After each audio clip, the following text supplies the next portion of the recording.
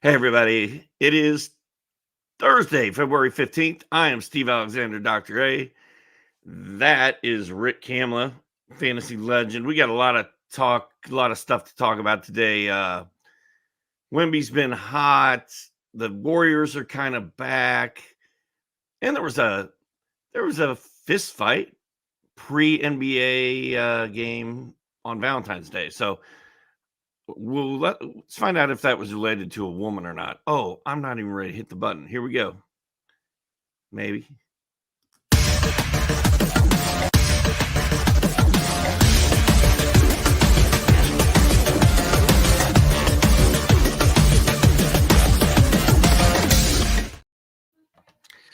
No sponsors to worry about, and my least prepared cold open ever. And it wasn't even on purpose. It just happened. Like I literally had nothing. Steve Alexander, man. Oh my God. This is kind of what it is, man. This is kind of what it is. And so Steve was alluding to right there here as we begin the RotoWire Fantasy Basketball Podcast, brought to you by Underdog, brought to you by FanDuel. Allegedly, reportedly, the police arrested Isaiah Stewart last night for reportedly, allegedly sucker punching Drew Eubanks. Doc, soon, and this was in advance of the game last night, the Monty Williams Bowl should have been a love fest. Doc mentioned Valentine's Day yesterday, but no love lost between Isaiah Stewart and Drew Eubanks. The video will come out. I'm sure TMZ will break somebody off in the Footprint Center. Pay him 25 gur, 10 gur. They'll get the video. We'll see the video. It happened with the Draymond Green punch on Jordan Poole. And I believe that we will get video here, Doc, of Stewart, again, allegedly punching Drew Eubanks. Obviously, I'll just give you a fantasy spin on this. And it's a dynasty league thing. If you're in a redraft league, Isaiah Stewart's already hurt. And if this bothers you, just cut him, okay? Nobody's going to be mad at you. Doc, but if you're in a dynasty league and you've got Isaiah Stewart, who was having a good year this year, and he was improving this year, this is a really bad look for him. You had another incident with another player whose name's escaping me. You had the whole thing with LeBron James that evoked that suspension, where LeBron opened him up and he lost it, okay? And was it a big deal? No, but that's what we're saying. Do front offices around the league view that as a big deal? Bad optics, bad PR? Yeah, probably. And so now we've got 1 + 1 + 1 = 3, Doc. And you know how front offices in the NBA work. So, and Isaiah Stewart just got paid by the Pistons. But to me, this is going to be a situation where I think teams are going to be looking at Isaiah Stewart as toxic. So from a dynasty perspective, you know, does he have a starting job when he comes back with Detroit? To me, it's like a major hit. It's not like Henry Ruggs and what he did off the court, right? Where it's just, bye, you're done. You're going to jail, okay? But this is something that I think that front offices start to recalculate, and I just think it's going to hurt his longevity and his sustainable production here down as we move forward. Yeah, I mean, it hurts his stock. It's not a career ender. It hurts his, if he was a college kid, it would hurt his draft stock. He's going to, I don't know if he's a lottery pick anymore. Maybe he'll go late first round. Maybe he'll slip. I think it's one of those things. I also think, I always thought that every NBA fight that happened off the court was over a girl or over money. But I don't feel like this one has anything to do with either one of those. I don't see these dudes chasing the same women around. I don't see these dudes sitting down and playing gin rummy together and racking up a big bill, Gilbert Arenas style. But I have a feeling it stems from a previous game and a previous play at some point in their career. And it sounds like it wasn't just a straight sucker punch. It sounds like they got tangled up and were like jawing face to face. And then Beef Stew finally had enough and clocked him. Either way, it takes me back to the good old days of the NBA when, Jason Kidd and Jamal Mashburn, all those dudes were all fighting over the same lady in Dallas. And it's the good old days, the Wild West. You are muted. And again, guys, it's 1 + 1 + 1. I know how front offices think. I have way more grace than NBA front offices. I believe in second chances and third chances and fourth chances, and but these guys don't. And you know how the NFL is, Doc. I mean, it's one strike and you're out and you're dead to us, right? They don't even mess around at all. They don't even give you strike 2 and strike 3. All right, so let's talk, Doc, here about the All-Star break. We're almost here. We have 3 more games here tonight. And I know you want to talk about the injury scenarios with Onyeka Okongwu, Jamal Murray, Dante DiVincenzo, Kawhi Leonard. So take us into where you want to go with that. I don't really have anywhere to go. I think Okongwu's I think the All-Star break is saving all these guys. Kawhi needed a day off. I think that's his first missed game since December. Long time. That's hard to believe, but it's true. Kawhi's balling, man. I got new respect for Kawhi Leonard short term this year. I can at least say, wow, good job, dude. Way to come out and try and make everybody take notice of the Clippers and put some fear into the hearts of everybody in the West. So good job. DiVincenzo, I don't think that injury is too serious. I think, he missed last night's game. I think he's going to be back right after the break. Jamal Murray, thank you for letting me play Reggie Jackson last night and roll him in FBS and win money off of my boys. Hopefully Murray gets saved by the break as well. I haven't heard as much on his injury, Rick. You may know more about than I do. Okongwu is going to miss a week, and that's basically the All-Star break. They don't play again until next Thursday? Correct, 22nd. So that gives all these guys time to chill and heal and get ready to go. So I'm with you on this. Let's add Bradley Beal to this list as well. Brad Beal. Yeah, he boyoinged his hammy the other night. Bogle is saying that it's not serious. He's going to have his broken nose fixed here over the All-Star break. He's going to rehab this hamstring injury.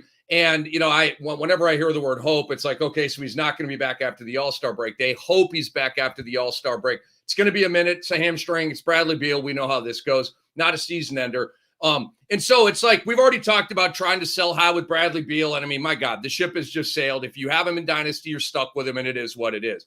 Put him on IL, and when he's healthy, put him in your lineup. And it's just that is what it is. There's no more strategy involved here with Bradley Beal. He is a toxic fantasy player at this point. And he's 30 or 31. So like nobody's trying to get into the Bradley Beal experience. Trust me, I've got him in the Cam Dynasty. And, I'm getting 18, 4, and 4 here, Doc. I'm not even getting like full Brad Beal numbers anymore. It is what it is. Tom Thibodeau strikes again. Doc, think about this. And I want to make this before I even criticize. It's an ironic take from your boy, Cam, on the RotoWire Fantasy Basketball Podcast. Before I criticize Tibbs, I want to explain that I'm a fan of Tibbs. He's old school. He plays his guys every game. He plays his guys monster minutes. Let's go win the game today. Okay, win today, I value way more than win tomorrow. But he strikes again. What happened with OG Anunoby? Right elbow thing, right? Surgery out. And that's a wear and tear injury, right? The little bone spur or whatever. Bat. I mean, the minutes for him were crazy. Dante DiVincenzo, the minutes have been crazy. The stats have been crazy. Something pops, and now he's out. Isaiah Hartenstein, Achilles, wear and tear. So here we go again. Doc, but again, the numbers are phenomenal. We all like that. And so he said last night, Tibbs did, that all these guys are going to be ready after the All-Star break. But Tibbs strikes again. This is what you get. These are not like injuries where you like snap something or, tear a labrum or something. These are wear and tear things, bored of playing excessive minutes, more minutes than these guys have ever played in their lives. I'm not concerned about Jamal Murray, Doc. It's a shin thing. He wanted to come back in the Milwaukee game the other night, and the team shut him down. They were getting their asses kicked in that game anyway. So I'm not worried about him being back for the first game after the break. I am worried about Kawhi Leonard because it's Kawhi Leonard and it's an adductor. Law Murray, who covers the team for The Athletic, said on Twitter that he would be surprised if Kawhi Leonard played in the All-Star break. In the All-Star game, he said he would also be expecting Kawhi to be questionable coming out of the All-Star break. So a little bit concerned on that. It's an adductor, it's soft tissue, and it's Kawhi. And then on Onyeka, it's a toe injury, so I'm a little bit concerned about that. Toes are very dicey. And Capella, is expected to be back after the All-Star break. So, and then the Bruno Fernando thing, we can probably send him back to waivers. Let me make this point, Doc, about Kawhi Leonard here. Kawhi Leonard can, if he wants, hook up Domas Sabonis with an all-star that he deserves. Domas leads the league in double-doubles, triple-doubles, and rebounds, and he's having a one-of-one season in NBA history. And this dude needs to be at the all-star game. But Kawhi Leonard has to admit to himself and the world that I can't play on Sunday. Allow Adam Silver to name Domas Sabonis as the injury replacement. So, Doc, to me, Kawhi Leonard, don't make this a game time decision and bogart this all-star game spot. Do you think Kawhi Leonard's going to play in the all-star game, Doc? Has he ever played in one? How many teams has he made, and how many games has he actually played in? I think that might be an interesting number to look at. But yeah, I mean, Sabonis should have made the All-Star team. His numbers are ridiculous. He's been on a FU tear ever since. Triple doubling in the first half and just lighting people up. And I think De'Aaron Fox has been a little ticked off as well. So good for them. The Thibodeau thing is a tough two-way street for us because I get mad at Popovich when he rests his guys and babies them and doesn't let them play. And then people get mad at Thibodeau when he runs guys into the ground so hard that they get hurt and miss time, and it hurts their careers. I guess a happy medium is somewhere in between, but I mean, for my money, I'd rather have Thibs playing Brunson until he breaks, and I know he's going to be out there for 40 minutes every night than playing Wemby 25 minutes a night, but whatever. He's very fantasy friendly, man. Very fantasy friendly until the guys, blow until the guys on the IR, yeah. Until they can't play anymore. All right, let's talk about your guy here, Doc. It's Rick Kamla. It's Steve Alexander. We're the OGs on the RotoWire Fantasy Basketball Podcast here. Deni Avdija. Chris Miller, the play-by-play man for the Wizards, said there's no moral victories, but Deni Avdija became a star last night or something to that effect. Had a massive game, 43 points, 14 rebounds. Doc, you'll love this. Stat had put out, it's an Elvin Hayes stat. His stat line last night hadn't been done in a Wizards or Bullets uniform since Elvin freaking Hayes back in 1977. Sing a song about your boy here. I don't know if I have a song to sing, but he kind of went off on Monday night. He was flopping around a little bit. He was Bob and I did a podcast on Tuesday, and Bob was like, I'm fine with Avdija. I just can't watch him play. He flops too much. Bob Nastanovich, my buddy from Pavement, was on. I thought you might have been talking about Bob Rathbun, or boy, I had to verify there. It was Bobby Nastanovich, and we were talking about Deni. He's like, I'm just not. It's not a huge Deni guy, and I was like, well, I'm not really either, but he's on all my teams, and I like the way he's been playing lately. And you better take notice because he's scored like 20 in 4 of his last 5 or something, and then last night, he just went off. And supposedly against the number 1 defense against his position as well. I think it was Pelicans. And, 43 points and 14 boards for Deni. And I get a lot of texts because he's on almost all my teams. And all my teams are winning this year. All of them are top 3. Well, except for one. And I'm down with Deni. Man, he may only keep getting better as silly season gets here and we shut guys down. Yeah, Deni's been great. Last 2 weeks, 23, 9, and 3, 2.3 threes per game. He's really taking off in the 3-ball area. It's not always been a staple of his game. Over the last month, he's going 18, 8, and 3 with 1.6 threes per game. My problem with Deni Avdija is the lack of stocks. The blocks, the steals are always very minimal. You might get 1 combined per game, but he's a terrific young player. He is. So feel good about that. Now let's talk about the Charlotte Hornets, who are streaking Frank the Tank style, circa old school. Trey Mann and Grant Williams, right? The trade. 2 trades. The Grant Williams trade involved PJ Washington. The Trey Mann trade involved Gordon Hayward. And so now you've got these 2 guys and you're winning. Justin Fensterman, I'm sure you know him, probably buddies with him, Fantasy Sports Radio. He offered me in the Cam Dynasty a pretty meek trade to get Trey Mann. This was after his second game, where his stats were like good and encouraging, but hadn't. And then last night he popped. Okay, so I had no thought about trading Trey Mann. I picked him up last Thursday morning when I heard about the trade. I said, my guy Trey Mann has been freed from exile. He is no longer Napoleon on a deserted, a tropical island here. He is back and playing. And so I'm very excited about this, Doc. Trey Mann last night, like I said, went off. In the 3 games that he has started, and it's very important that he is starting because I think even when LaMelo Ball comes back, Trey Mann will start beside him in that Terry Rozier kind of sidecar situation. But in these 3 games, Doc, Trey Mann's going 14, 7, and 7 with 2 steals. And pardon me, that's 2 threes and 1.3 steals. 2 threes, 1.3 steals in 3 games. Okay. And he's building and building and building and getting better with each game. I am anticipating a triple-double or 2 here, Doc. I do think he's going to flirt with 20 points most night because he was a big dime guy the first couple of games. And then last night you saw, okay, like I'm going to start looking for mine a little bit more. So I'm very excited about the Trey Mann thing. How about you? Yeah, I mean, it's going to be fun watching him in the silly season because, we've gone from having Brandon Miller being the only guy in Charlotte to now we got Trey Mann, we got Grant Williams, and I recommended on the other website I write for to roll Trey Mann out there last night. I'm going to recommend to roll him out there every night, whether it's DFS or whether you can pick him up, whatever, because where's LaMelo Ball? When are we going to see LaMelo Ball again? No timetable for his return, Doc. Where have you heard that before? Gosh, dang. I tell you, man, I say it every time, but those big baller brand shoes took them all out. No, you need to trade me LaMelo Ball in the Cam Dynasty. He's just pissed. Like he's Steve Francis in Vancouver. He doesn't want to be there. So trade me LaMelo, dude. He'll get back on the court. I promise. Dude, we should do a live Melo trade on this podcast next Thursday. we should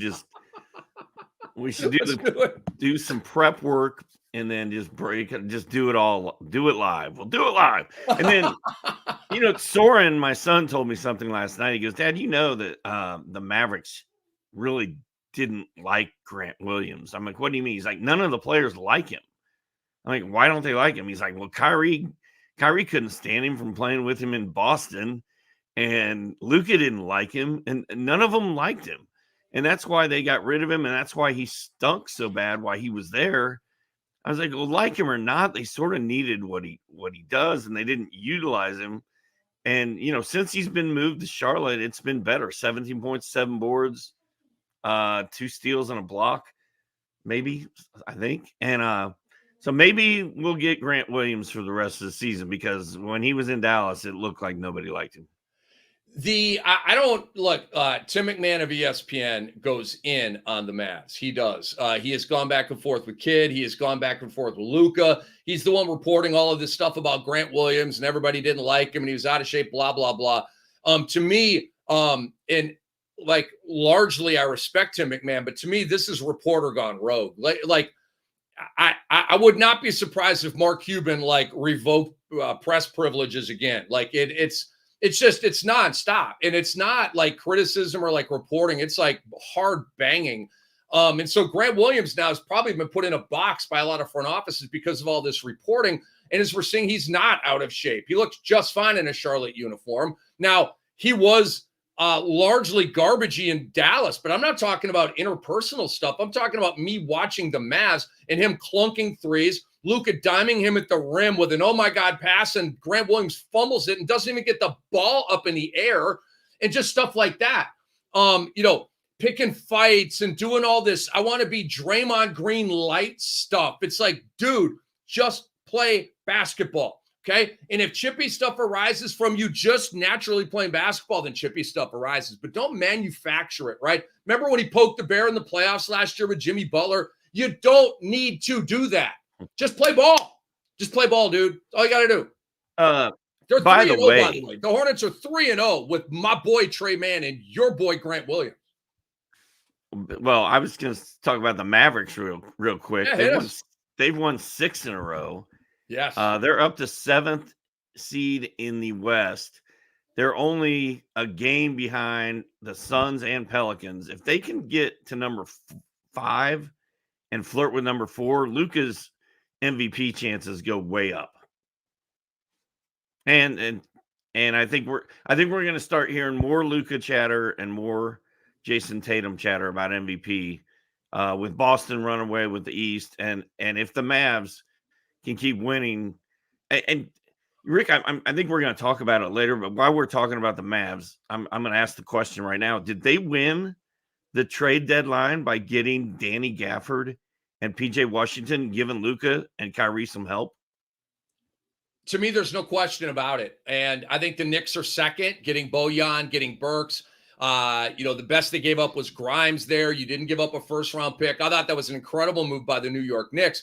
And so they're number 2 for me. But Daniel Gafford has been sensational in a Mavericks uniform. And he started last night over Derek Lively, who came back from his injury. And me and Antonio talked, and Antonio Daniels on Give and Go talked about this on deadline day. And he thought that Lively would start Gafford behind him. He really didn't have an opinion on PJ. And I'm like, the reason I said Mavs over Knicks, and I still do, is because what the Mavericks did was transform their team. The Knicks added to their team.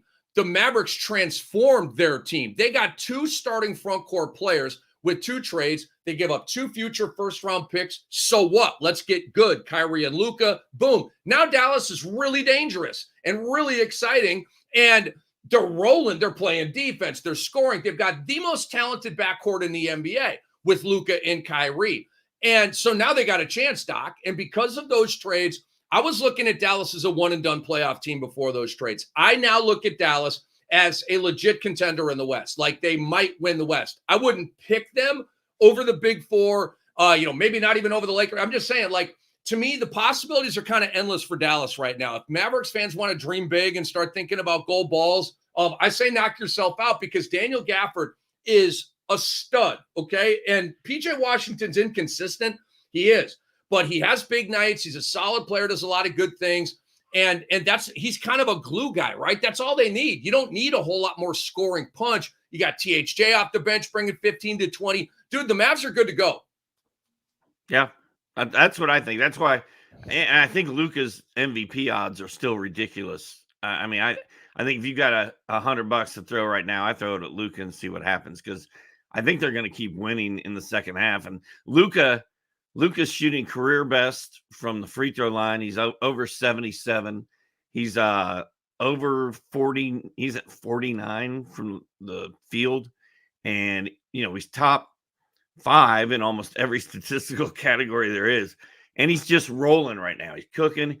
He's moving in slow motion. He's not forcing things. I haven't heard a lot of Luka's whatever hurts. He's just chilling and just balling on people. And they're fun, man.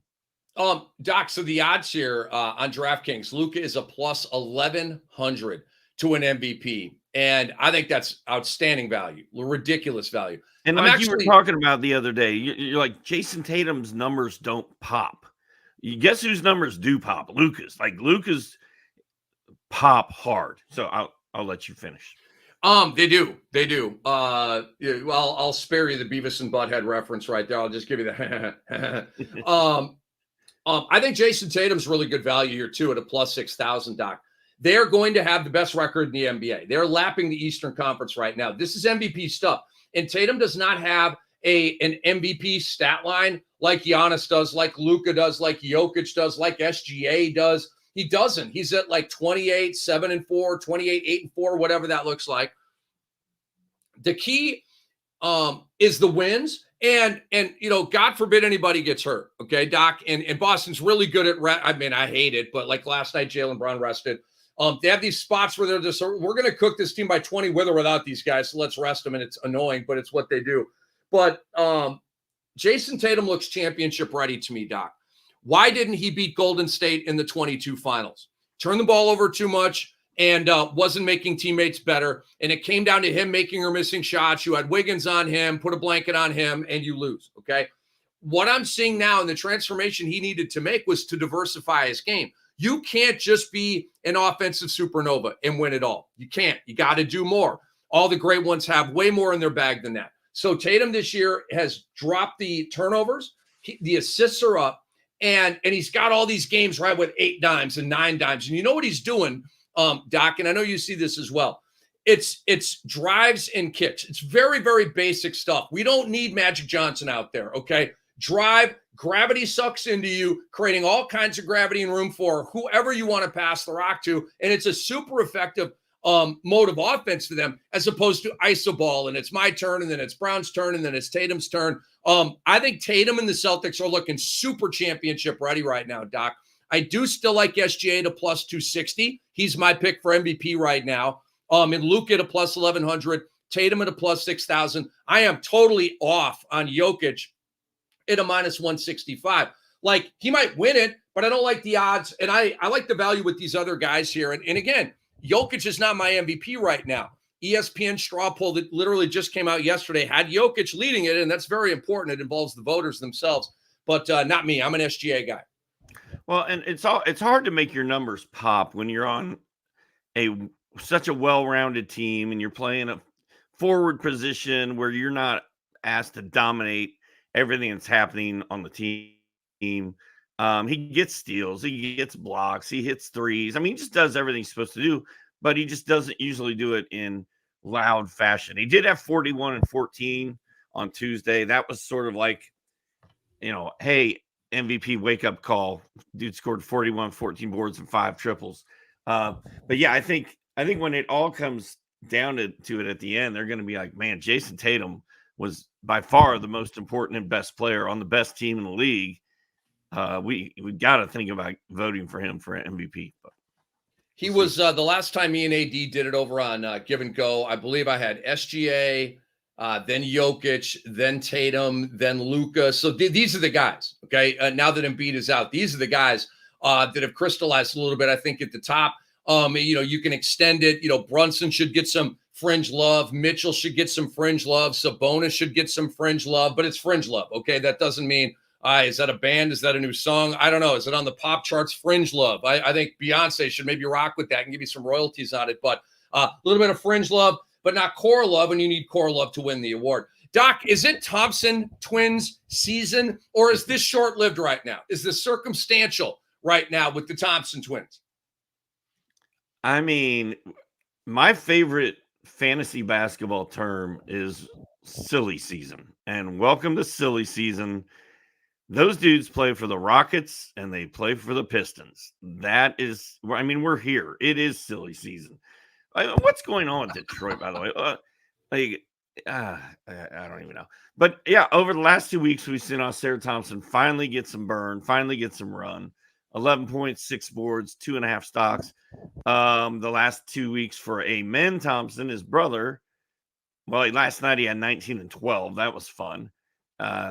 I recommended him as a power play last night as well.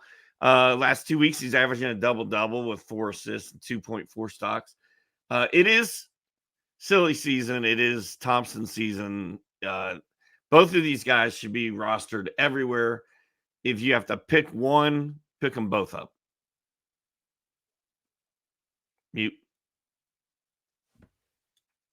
Muted, sir.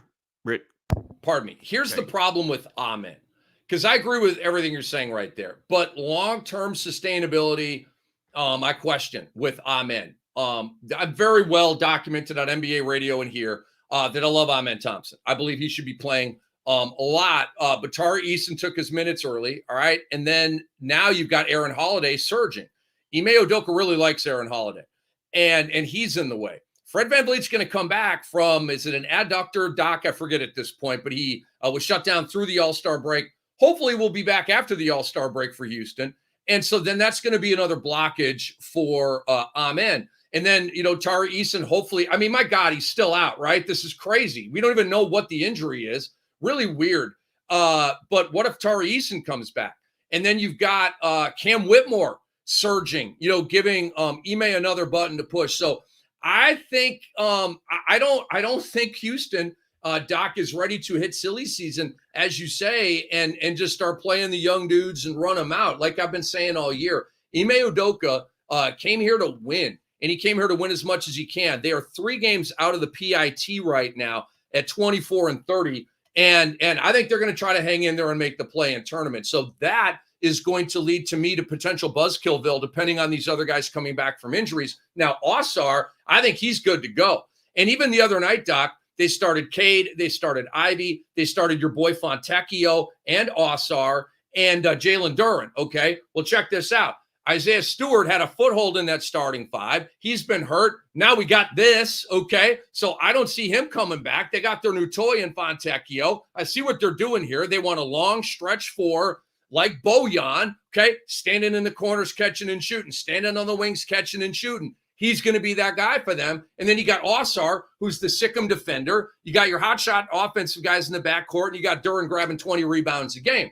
Wash, rinse, repeat. So I think Ausar is good to go. Amen, I've got some questions about. I would just say enjoy it while it lasts with Amen right now. And the goodies have been nice. Now, I know you want to talk about Keyonte George here, Doc. Started the last couple of games last night. Pretty good game against the Lakers in 33 minutes, 13-5-7. Tell us more, man.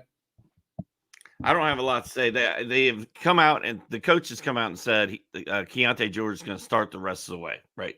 And the day he said that, Keyonte George did absolutely nothing. Like, if you look at the game before last night, a lot of people were excited, like, oh, Keontae's going to start the rest of the way. I can kind of take a deep breath, go all in on him. He's going to be good to go. And then he did nothing. And then I locked in on him last night, put him in my DFS lineup. He went off. Not a huge game, but a very solid line. And as long as I know they're going to roll with him the rest of the way, like I'm officially locked into Keyonte George the rest of the way. Like, pick him up, put him on your roster, turn him loose every night, take the good games with the bad ones, but know that he's going to be out there every night playing big minutes. Unlike, Amen Thompson, to your point, in Houston, I don't know if Fred VanVleet's coming back and playing full load of minutes for Houston down the stretch when it really probably doesn't matter that much. Cam Whitmore is now the same place Torrey Eason is gone. We went through the Whitmore phase, and I think it might have run its course. The Torrey Eason phase for this season ran its course. Have you noticed Alperen Şengün running out of gas over the last 2 weeks? Like, the numbers are dipping, dude. Like, I wouldn't be surprised if Aaron Holiday and Amen Thompson both play a bunch of minutes down the stretch. I mean, Houston knows they've got a lot invested in Amen Thompson. They know what Fred VanVleet can do. Even coaches like Detroit and Houston's know that at some point you got to throw in the towel, and silly season will take over. So I'm not worried like you are about Amen, and I'm definitely not worried about Keyonte. And you are muted. That is Dr. A, Steve Alexander. I'm Rick Kamla. We're the RotoWire Fantasy Basketball Podcast. Glad to have you guys and girls along for the ride. We are going to take some of your comments and questions here in a moment. Prepare yourself for some low efficiency with the field goal shooting from Keyonte George. But other than that, I dig it. Quick note on Rui Hachimura. He spiked up last night, career high 36 points, made 6 threes in the Lakers' impressive win at Utah without LeBron James. Rui is a thing, okay, but he's and I think he's a long-term thing, but he's not that great of a thing. The reason I say that, he's not a banger from the 3-line every game. He has these games where he gets hot, and he may go the next 2 games without a 3. He also brings nothing in the defensive categories at all. Like, it might be 0.3 blocks and 0.4 steals. Like, it's grotesque. It's RJ Barrett bad in terms of how bad his defensive numbers are. So know that. But if you can use 15 to 20 points per game efficiently, with like a 5 to 7 rebound thing and maybe about a 3 per game, if that sounds appealing to you, then go pick up Rui Hachimura, because he is the new starting 3 for this team. They're 5-0 with Rui Hachimura starting, and I believe Darvin Ham has found something here. He's a terrific offensive option in the post, in the mid-range, at the 3 line, and it gives LeBron another option. And And they've been searching, right? It's been Prince, it's been Reddish, it's been all these guys. And finally, I think they got some traction here with Rui. So if 15 to 20, 5 to 7 boards, efficiency, if that works for you, then go pick up Rui Hachimura. Did you have a comment on that, Doc? And you're good with Rui on nights when both AD and LeBron are playing? I mean, again, you're probably going to be in the 10 to 15 point zone at that point. Like I said, I think what's a thing is the minutes in the starting job. What stats we get here, he's going to score 10 plus, I believe, even when LeBron and Davis are in there. And I believe he's going to hover around 15. But then you're going to get nights like last night where, and look, LeBron and Davis, they're going to find rest games. And that Rui's going – look, the other night when LeBron and Davis were healthy, and I forget who they were playing, at the beginning of the game, it was the Rui show. It was setting him up, getting him ball in the post. He had like 10 of their first 13 points or something like that, or 7 of their first 10 points. And I was like, aha. Like, you could tell that they have found something that they like in Rui, and especially in the pinch post and in the low block, in the pinch post where he can get it with the back to the basket and then turn around and face the dude, and he can go right, he can go left, he can do that little fade back midi that he's got. It's about roll, right? And about volume and about minutes. I wish the stats were better. I wish he brought the fantasy gold, Doc. He does not bring the fantasy gold. Got you. What's next? What's next on the RotoWire Fantasy Basketball Podcast is Precious Achiuwa. Ooh, Doc, nasty. 23, 14, and 5 last night. Let me bring you back to a decision in the Cam Dynasty. So Scott Messina's in this league. I had Isaiah Hartenstein, and he was balling. And then he hit a little skid where the numbers were in. I was like, oh, my man's out of gas. Tibbs ran him into the ground.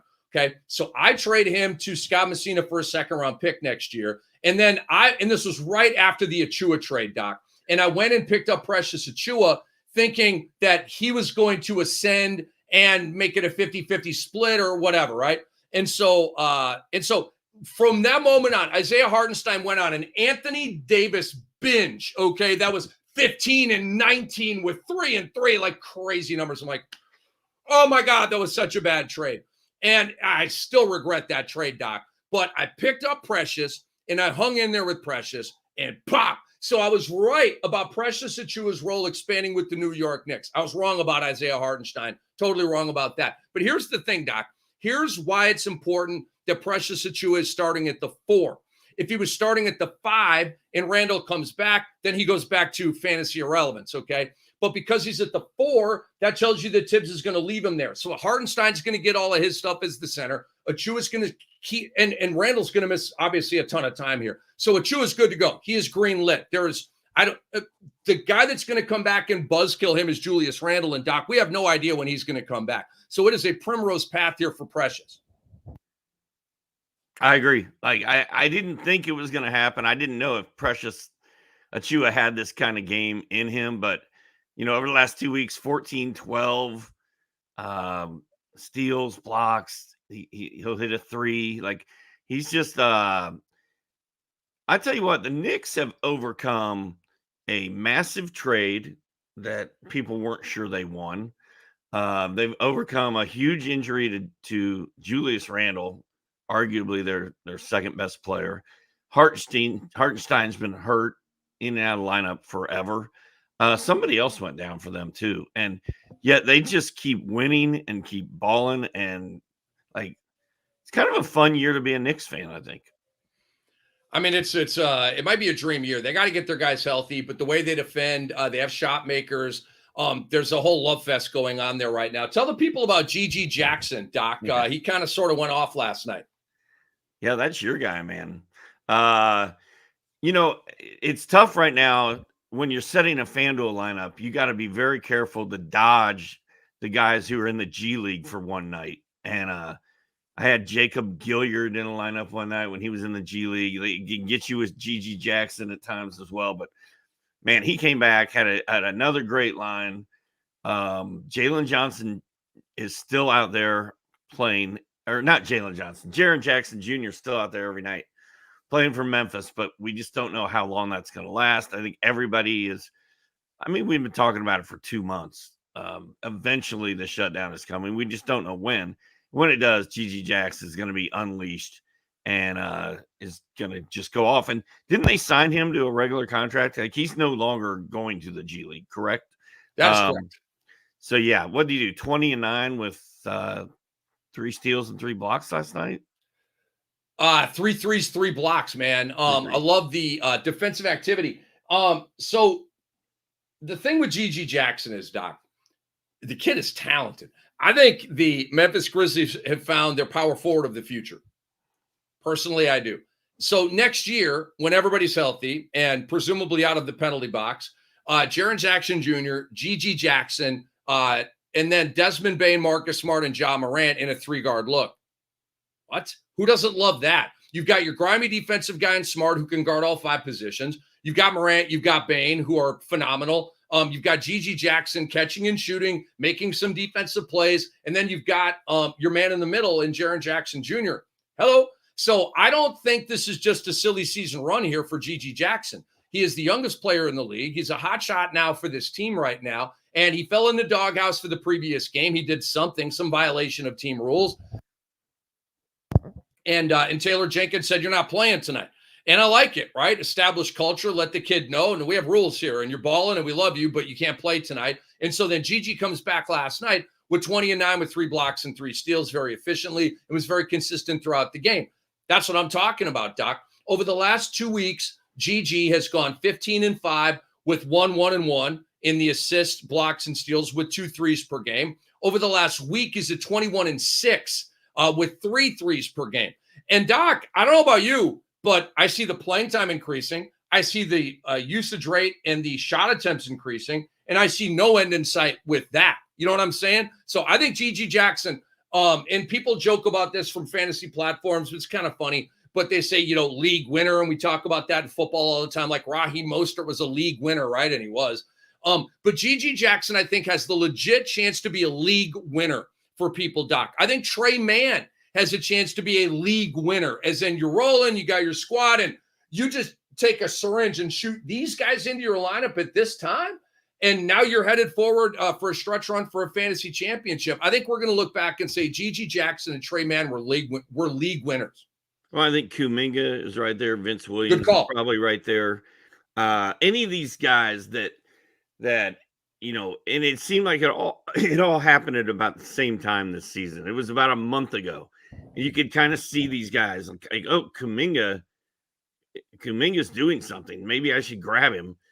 Precious Achiuwa is in New York. Maybe I should grab that guy. Vince Williams, there's nobody else to play in Memphis right now. Maybe I should grab that guy. So those guys are all going to be sort of like league winners. And the 1 year, Rick, that I did win 30 deep, I played you in the finals, 2011. So that's a long time ago, 13, 14 years ago. And you know who my championship season winning player was that year? I can't remember. I picked up Jeremy Lin. Oh, come on. Did I lose the 30 deep chip to Linsanity? Are you serious right now? Yeah. Is that how that went? I picked up Jeremy Lin. Oh, my God. 2 days before he went nuts in New York, before Linsanity. And he turned my entire season around. Well, my team was good. He made it great. Yeah. Sorry, dude. No, I mean, it's fine.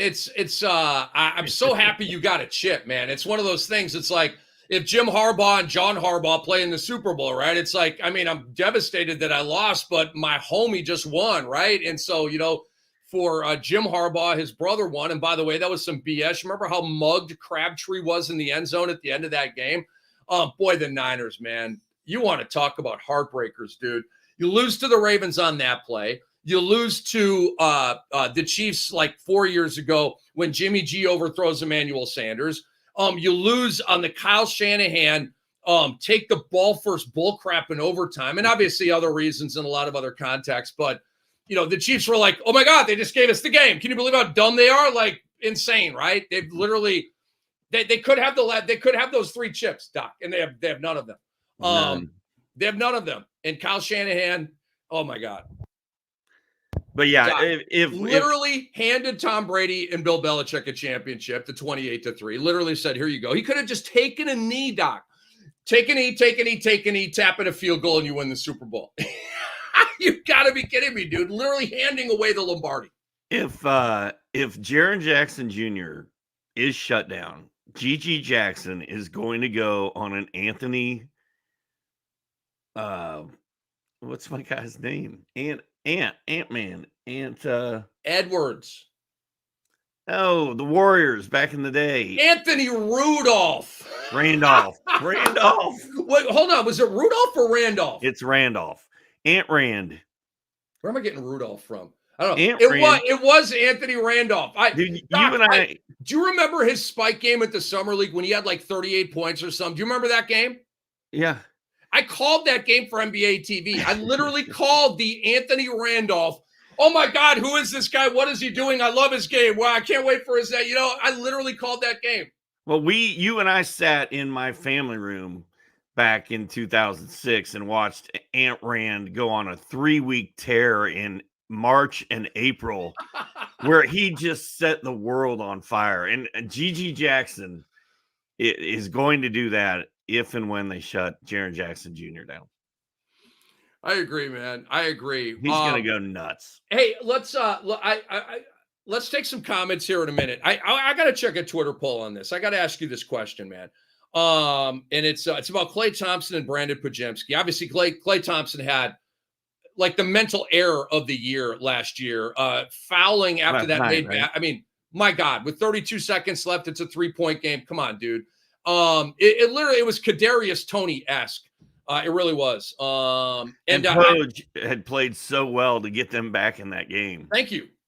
And so I asked the question on Twitter, is it time for the Warriors to start Poj over Klay? 78% of people are saying Poj needs to start over Klay, including me. Okay, can't vote on my own Twitter poll at Rick Kamla Sports if you guys want to weigh in on that. But Klay Thompson is so hit and miss with the shot, Doc. His defense absolutely sucks. And now he's making mental errors in the clutch, which are costing you games. What more does Steve Kerr need to see to bring this dude off the bench as the new Jordan Poole? Because, Doc, that's who Klay Thompson is right now. When you are a streaky shooter and that's the only thing you bring to the wood, like an Alec Burks, okay, what happens? You come off the bench, you play a lot when you're on a heater, and then they collapse your minutes when you're not. And that's what the Warriors need to do with Klay Thompson right now.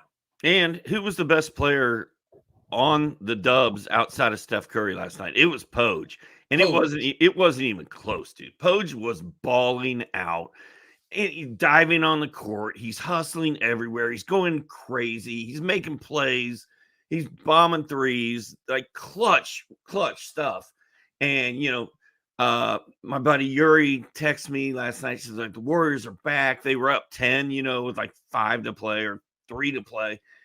Then it all kind of unraveled, and it unraveled mainly because of Klay. And I mean, I'm with you, man. I think everybody in Dub Nation wants to see Poj out there. Klay still is like, oh, I felt good last night. I felt normal. I hit some shots. Everything felt normal for once. Okay, well, if it only felt normal once this year, and he didn't say once, I inserted that in there, but essentially what he's saying is, for once, I didn't feel wonder why I wasn't playing at the end of the game or my shot was not falling. Everything felt normal for once. If that's where we're at with Klay, that's not a good place to be. And this, Golden State needed that win last night. It was going to be 6 or 7 in a row heading into the break. All the momentum shift. Everything was like, okay, now we're back. Now we can get ready for this stretch run. People call it the second half of the season. It's not. It's the last third. That drives me nuts, Rick. But all that momentum got taken away, and most of it, I think, is because of that dumb play that Klay made when he fouled that guy. And I don't know what more Kerr needs to hear or see before he makes a move. And he's an impending free agent who may leave for another team. You know what I mean? I was pretty aggressive about this on NBA radio, wanting the Warriors to not give him away, but like hard shop him before the deadline. They didn't want to do that. And now look at him. Podziemski, by the way, is 49% rostered in Yahoo leagues. And I just looked that up and it shocked me. I thought it would be at 74, 79. I don't know. Like the majority rostered. It's not the case. 49% rostered, which I'm sure is a number you can copy and paste across a bunch of different Fantrax, ESPN, RotoWire, whatever platform you're playing fantasy on. So just know that and go out and get Poj if he's out there on waivers, because the numbers are going up, they're not coming down, Doc. I only see like lightness with his numbers going forward. And Golden State's one of a few teams that plays 3 games next week too. Most of them are 2s. So yeah, I mean, if he's sitting out there in your league, you should probably don't walk to your waiver wire and pick him up. You want to roll through some of these comments, dude? Why don't you pull them up? Let's talk to the people, man. Let's pull them up. Did I miss any talk on Grant Williams? Yes, you did. I'm not going to put the question up there. I'm just going to say Rick and I both agree that he looks a lot better. He looks a lot better in Charlotte than he did in Dallas. To me, it's intangible. It's eye test stuff. It's just it didn't work. It wasn't a fit, and now he's in a place that really values him. Think about this, Doc. The Charlotte Hornets traded for Grant Williams, who reportedly had all these issues with the Mavericks and stuff. And was it true? I don't know. But think about this. Charlotte just traded for Grant Williams at the beginning of a 4-year and $53 million contract. So they made the decision, this is a free agent move for us. We are basically making a free agent signing right here. So they are throwing love into this man. And Grant Williams is going to give you some goodies here down the stretch for sure. And then this one is interesting from Old Yeast. Gafford or Lively? Well, guess what? Dallas has both of them. 2 rim protectors to make their playoff push here down the stretch. I'm so psyched. For me, it's Gafford. Rick, I'm sure for you, it's Gafford as well. It is. And look, this may turn into a 24-24 split, Doc, at center. Kind of like the Robinstein, right, that we had with Mitchell Robinson and Isaiah Hartenstein. And why would Kidd play Kleba or Powell any minutes at the 5 right now? You don't have to. But I think that Gafford's going to be more in maybe the 26 to 28 and Lively maybe in the more 20 to 22 kind of thing. Gafford's just a better basketball player at this point in their careers, right, Doc? So Gafford's the guy there. This is good from Mr. A. My brother, Mr. A. Do I drop Ayo Dosunmu for Gigi Jackson? And Dosumu's been playing good. I mean, I would say, is your team that good? Ayo's literally your last guy. I got to get into some Gigi. If I got to drop Dosunmu, I got to drop Dosunmu. And Doc, here's another thing to think about with this. It's easy to find. Well, let me phrase it this way: it's easier to find guards on the waiver wire than it is to find forwards on the waiver wire. So that's why if I were caught in between, like what Gigi is bringing from that PF spot is rarer than what Ayo is bringing from that guard spot. And let's go to Peter R. I have OG and Capella on my IL. When they become available, who do I drop? Jabari Smith, Danny Gafford, Marvin Bagley, Jalen Suggs, or Ayo Dosunmu? I think Bagley and Ayo, obviously very tough decisions here. Bagley, I didn't see his stat line last night, Doc, but I saw the previous game and it was really good. Ayo's been balling. Suggs, but Suggs is going to be there. Like Bagley gets hurt all the time. Ayo may go back to the bench as Billy Donovan shakes things up. Like Suggs is at least going to start. But Suggs, Doc, is giving you good steals like 1.4, about 2 threes per game. But it's like 12, 13 points, 2-3 rebounds, 2-3 assists. So he's kind of like there's 7 point guards in Orlando. Yeah, and Jalen Suggs is a lot like Caruso in fantasy and on the court. Really good with the fantasy gold. The points, rebounds, and assists are light. But that'd be what I do. I would hold Suggs just because I know he's going to have a role with that team. And I'm a Jalen Suggs guy. I love the dog. I love that dog right there. Is Clint Capella going to be a must-have guy when he comes back? 100%. Has Okongwu taken over? No, I don't believe so. Well, here's the thing, Doc, especially with this injury now to Onyeka, right? The takeover might have been on, but if Capella comes back first and he's back in that starting lineup and he's given them, 13 points and 12 rebounds and a block and a half in 25 minutes or whatever it is, which is the Clint Capella experience, then when Onyeka comes back, he'll come off the bench. So I think Capella's going to keep that spot. But no, I think Capella's going to have value the rest of the year for sure. Look at this. Jay Sizzle. He actually sent this long before we talked about Klay. I wanted to drop Klay Thompson for Trey Mann in a 10-team head-to-head league. Is this a good idea? Do it now. Stop talking to us. Go make the move. I mean, Trey, the goodies are there. I mean, Trey Mann's flirting with triple doubles around here, Doc. This is not like, points and assists and some threes. Like he's putting it in the box score, man. Rick, here's the problem with a 10-team league, right? Brian says, is it time to drop Keegan Murray? I'm in a 10-team league. So he's got Paul Reed, Gigi Jackson, Poge, Amen Thompson, all the guys we talked about today. They're all sitting out there on the waiver wire. And like, how do you make these decisions as to which one of these studs to pick up? Oh boy. I think you really got to get into the schedule and really got to get into breaking down how the rest of the season is going to play out. This one's really, really hard. Like Doc said, I don't play 10-man leagues. 12 is the minimum. The more teams, the better. I love a 20. I love a 16. Why? Because Doc and I know more than most people, okay? And the farther you go into the fringe and in the weeds of basketball, advantage us. That's why I like the bigger leagues. Football as well, same exact thing. IDP leagues, I love them. Why? Because a lot of people don't know the defensive side of the football. It's an inherent advantage that we have. Back to our story, because I'm stalling here. I hate the idea of dropping Keegan Murray. Okay, I'll just say that. Poge would be my pickup here. If my man Brian B just has that itch and's got to move Keegan Murray and you got to pick up one of these guys, I would go get Poge, because I think that maybe this Klay Thompson thing we're talking about is going to happen. But Doc, he brings so much to that box score, man. It's PRA, it's steals, it's threes. Like I'm a Poge guy, and it'd be between him and Gigi, Doc. But I would go Poge. And you maybe just stream that position the rest of the way. Whichever of those four guys has the most games the next week, drop one and pick him up, because we know Poge has 3 games next week.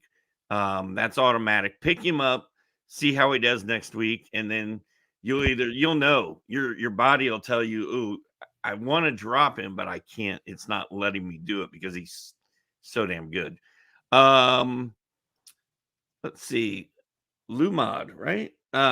Who should I drop to pick up Scoot Henderson? And I don't know that we're going to have a good answer, an answer he wants to hear here, Rick. Do I drop Vince Williams, Gigi Jackson, or Derek Lively to get Scoot Henderson? Scoot Henderson's hurt right now, right? Let me check the latest Portland box score here, Doc. I don't think he's hurt. But I would drop just as we speak right here, and I'll verify this. I would drop Lively to pick up Scoot. Let me go to this Timberwolves game from a couple of nights ago. I seem to remember Scoot playing well in this game. Scoot had 14 and 9 and 34 minutes off the bench. So I would drop Lively and I would pick up some Scoot. All right, dude. Well, Rick, I think we're out of time. I think it's time to move on. We can take a bonus comment or two if you want. We could. I'm just saying a bonus comment. We could do about like stoppage time in a soccer match. We're friendly like that. If there's not another comment, then deuces. But I mean, I'm just saying. We've covered a lot of ground here today, Dr. A. We've kind of cranked through it, I feel like. Here we go. We'll do this one for Michael Chang. Iodasumu or Ausar Thompson? Give me some Ausar. Give me some Ausar. I'm not worried about his PT the rest of the way. I'm worried about Amen's PT the rest of the way. I'm not worried about Ausar's PT. Give me Ausar. I think we finally turned the corner on Ausar. It went from where he was not rosterable to where he sort of has to be rostered at this point. Why did I think Scoot was hurt? I don't know what's going on there, but yeah, that's a tough one. These 10-team ad drops are so hard. Get 2 more guys in your leagues next year. Right? right? Hey, invite me and Doc. Okay. If it's a legit Yeah. league, invite me and Doc. I'll take your invite. Okay. I don't like playing Yahoo free public leagues anymore. They're like, it becomes minutia. Okay. I like creative leagues, different leagues, very, very competitive leagues. The more team members in the league, the better. And we'll holler at us, man. Holler at us. Rick, are you doing anything chill over the All-Star break? Are you going to are you going to step away for the weekend and not? No, I'm still on the grind, man. NBA radio show tomorrow, 7 a.m. to 9 a.m. Then I'm back on Mad Dog Radio on Saturday in the noon to 4 p.m. Eastern window. Sunday, get to chill. Monday, right back to work on NBA radio, breaking down the All-Star game, man. I'm chasing checks around here, Doc. Gotta make my money. I hear you, dude. I'm taking this weekend off. It's going to be Doc season. All right, man. That's the end of the RotoWire Basketball Podcast. We will be back a week from today, Thursday at 11. I'll be back on Tuesday with a special guest. I don't even know who it is yet. Have a great weekend. Enjoy the All-Star break. Let's hope for a good dunk contest. That's all I really want. Indianapolis, my hometown. All right. Peace.